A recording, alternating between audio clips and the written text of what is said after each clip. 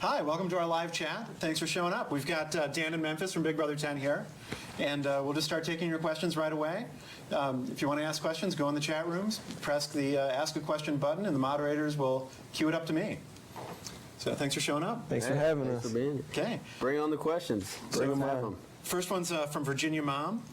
Dan, are you still teaching at St. Mary's? And what do your students think of your Big Brother experience? Am I teaching at St. Mary's? Yes, but not right now. I'm going back pretty soon. I want to take a little time off. I'm going to come back for the next marking period. However, I am coaching football. I jump right back into that. In the first practice, I came back and all the kids are staring at me like they'd never seen me before. Hey, get back to work. They said, well, come on, Dan. I'm not Dan. I'm Coach Giesing. Let's go. Get back to work. And it's great to be back around the kids. What's the one thing you could not wait to spend your winnings on? It's from Where's Dr. Will? Ooh, from Where's Dr. Will? Where is Dr. Will? 90210, yeah. I think that's where he's at. I don't know. You know, I went into the show and all I really wanted to win was a TV and a car. I wanted. You always talk about a TV. Yeah, I always get talk about a prizes. Like, where's the TV? Where's the TV? I just wanted a flat screen TV, and so obviously I bought one of those, and then I won a car. So it turned out, I came out ahead. What about you? What'd you? I really haven't bought anything yet. I was thinking about buying a brand new Ford Escape, black on black, but then I realized, hey, I have a reliable Ford Taurus at home and just paid it off. I'm going to ride that till the wheels fall off. So I really haven't made any big purchases. I've just invested it at this point. Okay. So how has each of your lives changed since the show ended? It's the first question everyone wants to know. After you, Memphis. Oh man, my life hasn't changed that much drastically. I live in Hollywood. I deal with these crazy Hollywood people on a daily basis. So I was kind of used to it going in. Work has definitely changed. I still work for the amazing company SBE Entertainment. I don't really work at this time. I'm employed, so I'm just kind of taking my own time. Obviously, you have people come up to you all the time, and they know you, which is kind of crazy, which is kind of cool. Very crazy. So there's one here. What was your first day back to work like? Well, I haven't been back to work yet. No, I mean, I've been there drinking and partying, that's for sure. But I can't say the same. At St. Mary's, I jump right back into coaching. It was a lot of fun. Coming back to Dearborn, Michigan, life hasn't been the same. But to go back coaching, it kind of normalizes things for me a little bit. But it's still crazy. You go to the mall and people come up to you, and I don't know these people. They act like they know me, and if I can do anything to put a smile on their face, take a picture, shake a hand, I love to do that. Yeah. The looks are what really is. So I guess some people maybe they know you or they see your face on TV, but they might not know exactly who you are. So you get a lot of weird stares, or maybe they just stare at me because I look weird. I don't know, one or the other. Might be the it might be the hair or the members only jacket. I don't really know, but so. So from LDQ, Dan, what was up with your bathroom phobia? Were you turned off by the other house guests' personal habits? Good question, LDQ. That's a great question.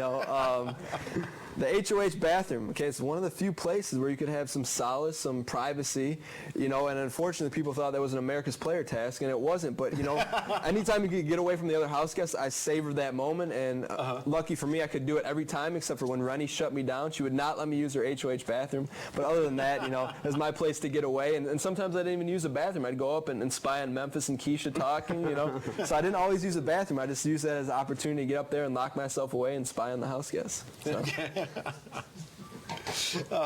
From Bobber Mama, Dan, what did Monica think about you not washing your shorts? Bobber Mama, good question as well. I don't know, Memphis, what did you think about me not washing my shorts? I thought it was disgusting, man. Those shorts are like green. I guarantee you, somebody make a bet. Are they washed? Did you wash the shorts? I've worn them, and they haven't been washed yet. Here's the thing. Listen. It's crazy. It's insane. I don't even know. My girlfriend would kick me out of the house. Monica didn't complain about it because I explained to her that when you go in the pool, there's chlorine. The chlorine cleans it. It's saving water, saving soap. That's a fool's tale. That does not work. Okay. Good question, though. Let's see. Dan Memphis, give a shout out to room 28. Shout out room 28. What's that? Room 28. Is that someone's hotel room, chat room? I don't know. That's your hotel room. That's kind of creepy. It's camera 2. Thanks for giving out my hotel room number.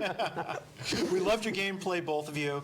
If you could do anything different, Memphis, to win the game, what would it be? I don't think I would do anything different. And I've had this question asked many, many times in many interviews. And to be honest with you, I think I played, the best game that I could possibly play. I mean, a lot of people have, told me certain things that I should have done different, but I guarantee you if I would have done those different, I wouldn't have been sitting there, in the final two.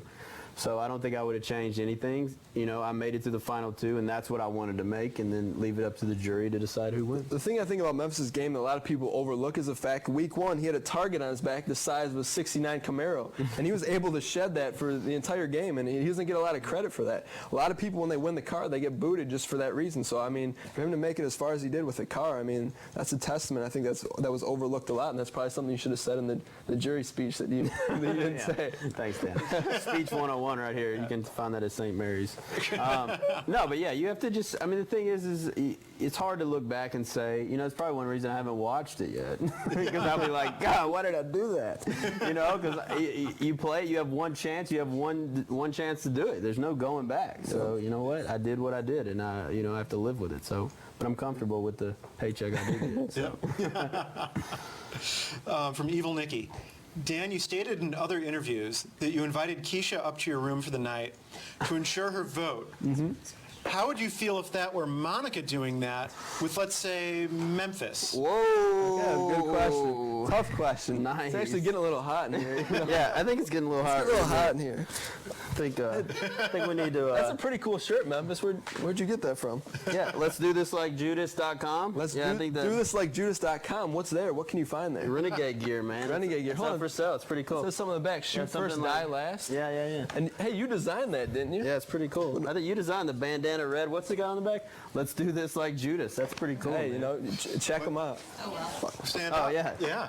Check it out. These jackets, these lights, hey, Renegade's tee, perfect fit. Yeah, I mean, looks check them pretty out. good, Let's do this like Judas.com. But back to the question. Awesome. Yeah, keep it going. How would I feel if Monica did the same to win the game with Memphis? What if Monica wanted Memphis' vote? Yeah, and Monica slept in the bed with me with a little pillow wall. Okay, and a little picture of you on I need top. to explain this because this question has not been asked before. I had to invite Keisha up to the room for two reasons. Number one, I had to spend time with her to keep her away from Memphis.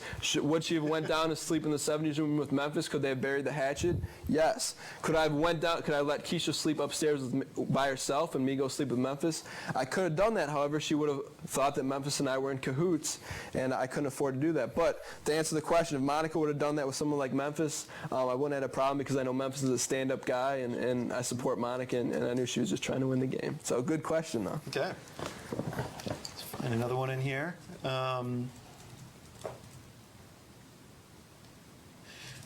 From Carlac. Dan, any plans to move to California? If I did come to California, it'd just be for a little while to visit Memphis and hang out. No plans for me. I'm going to go back to teaching here pretty soon. I've had a lot of offers. That's why I'm taking some time off to see what's real and what's not. But are you going to see me in California or LA on a long-lasting basis? No. I tried to get him to move there. It's crazy. One night at S Bar in LA with Memphis, that was enough for me.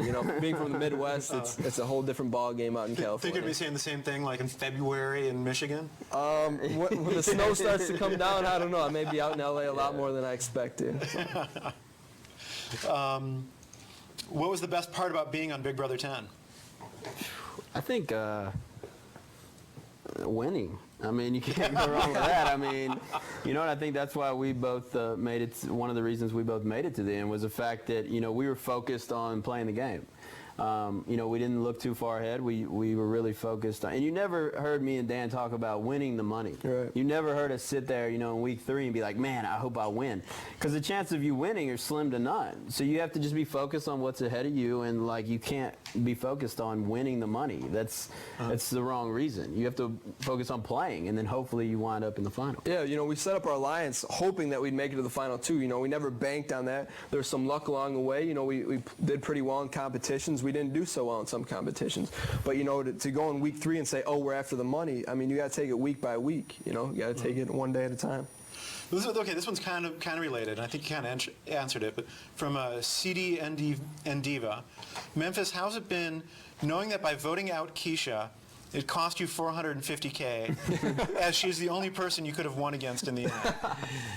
Nice. Throwing some salt in the wounds. Yeah, there. right. Wow. It's you about know, playing the game, not the money. I don't know if it was, I don't know if I would have won against Keisha. The fact of the matter is if I would have kept Keisha in the house and voted Jerry out, I had a 1 in 3 chance of winning. I had a 1 in 3 chance of winning 50. Or even making it to the final because, obviously, I trust Dan, but obviously leaving that, window open to have Keisha there, who knows who he would have picked. And Keisha, I don't think Keisha would have picked me. There's many times in that house that I expressed to Keisha that I would take her to the final too. And the only reason I expressed that to her was try to get some feedback of her being like, yeah, I feel the same way. But guess what? I didn't get that once. So I knew for a fact that, she would never do it. So it was stupid for me to keep her in the house, even though maybe in the back of my mind I knew I could beat her because I would have made it to the final too. Well, here's the funny thing about this. When he